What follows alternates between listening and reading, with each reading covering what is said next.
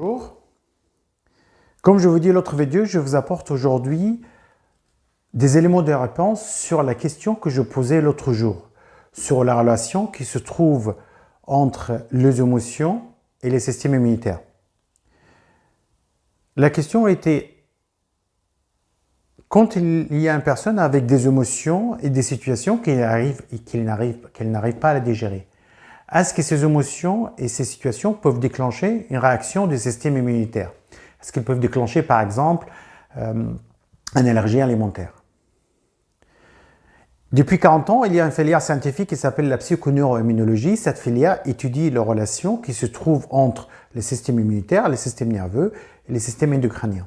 Avec le temps, plus en plus d'informations, de données qui partent vers la relation, qui confirment la relation qui se trouve entre les émotions et les systèmes immunitaires. À un tel point qu'en 2017, il y a un chercheur qui s'appelle Fulvio Di Questo, qui travaille à l'Institut de William Harvey en Angleterre, j'espère que je prononçais son nom correctement, qui a proposé littéralement, écoutez-moi, la création d'une nouvelle filière qui s'appelle immunologie affective.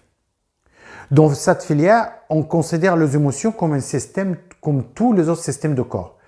Ça veut dire, on ne parle plus des émotions, on parle des systèmes émotionnels. Les systèmes émotionnels, comme le système nerveux, comme le système digestif, comme tous les systèmes.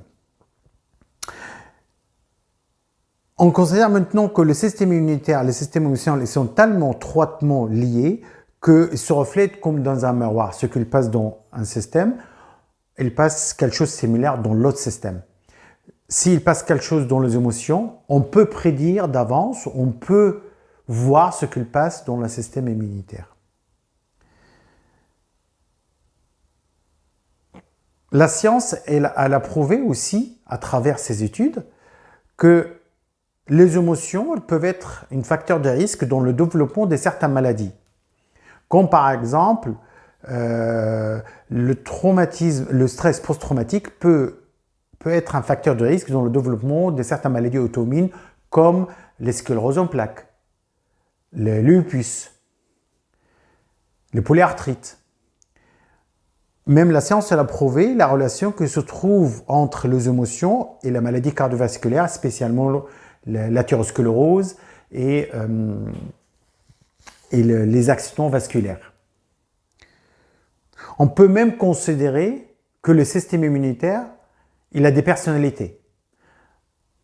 L'immunité innée, on peut le considérer comme une personne extravertie.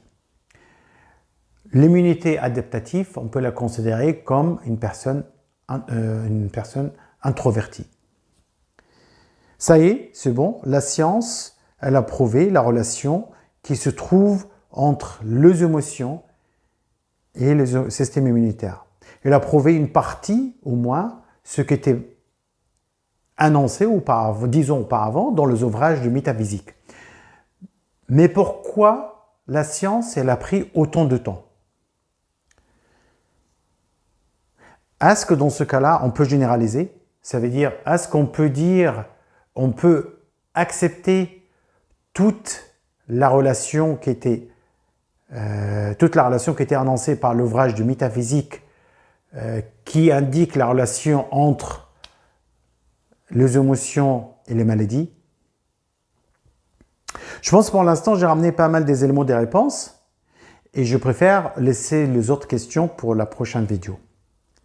J'étais ravi d'être avec vous aujourd'hui. J'attends toujours vos commentaires en bas de vidéo. Merci beaucoup et à la prochaine vidéo. Au revoir.